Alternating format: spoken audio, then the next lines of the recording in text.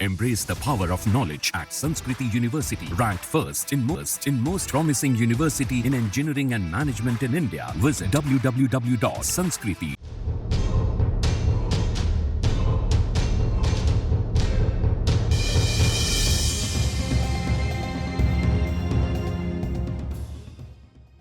हरियाणा अब नई सरकार के इंतजार में है। प्रदेश की जनता नई सरकार बनाने के लिए वोट करेगी, तो वहीं हरियाणा में राजनीतिक दल जनता को साधने और ज्यादा से ज्यादा वोट बैंक को अपनी तरफ खींचने के लिए कोशिशों में जुटे हैं। अब ऐसे में ये चुनौतियां सभी पार्टी के लिए उन हॉट सीट पर है जहां मुकाबले के उम्मीदवार हैं। इसी कड़ी में एक सीट है लाडवा। जी हां, लाडवा इस बार के हरियाणा चुनाव में सबसे ज्यादा हॉट रहने वाली है, क्योंकि वहां से मुख्यमंत्री नायब सैनी चुनाव लड़ रहे हैं। कुरुक्षेत्र जिले में आने वाली लाडवा सीट इन दिनों एक बार फिर से चर्चाओं में है। ऐसे में जब हरियाणा में चुनाव प्रचार कुछ 8 दिन बचे हैं, तब इस सीट पर कड़े मुकाबले का दावा किया जा रहा है।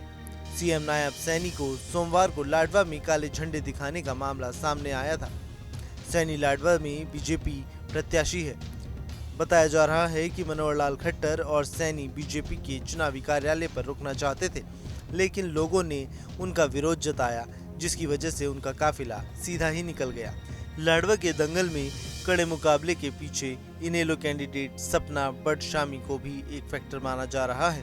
सपना बडशामी 2009 में इस सीट से जीतकर इनेलो से विधायक बनी थी।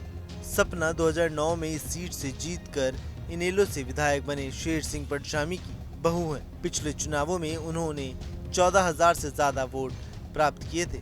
2019 में बीजेपी के कैंडिडेट पवन सैनी को हराकर 12,000 से ज्यादा वोटों से जीते मेवा सिंह की छवि इस इलाके में अच्छी है। इस बार उनकी टक्कर कार्यवाहक सीएम सैनी से है, लेकिन उन्होंने पिछली बार अच्छे अंतर से जीत हासिल की थी, जबकि 2014 में बीजेपी सीट से जीती थी, लेकिन सिर्फ 2,992 वोटों से। तब सैनी ने बचन कौड़ बडशामी को हराया था। कांग्रेस तीसरे नंबर पर रही थी। उस समय कांग्रेस ने कैलाश सैनी पर दांव खेला था। राजनीतिक हलकों में चर्चाएं हैं कि ये ग्रामीण सीट है। सीएम नायब सैनी को सत्ता विरोधी लहर, बदलाव के मूड और किसानों की नाराजगी के चलते नुकसान उठाना पड़ सकता है। नायब सैनी के मुख्यमंत्री होने से थोड़ा एडवांटेज जरूर है।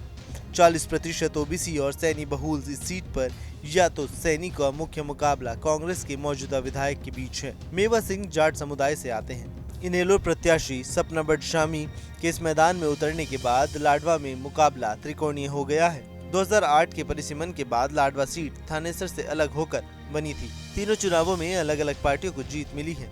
लाडवा में कांग्रेस और बीजेपी दोनों दलों के लिए अपने वोट बैंक को बिखेरने से रोकना एक बड़ी चुनौती है। जेजेपी ने ब्राह्मण प्रत्याशी एडवोकेट विनोद शर्मा को उतारा है।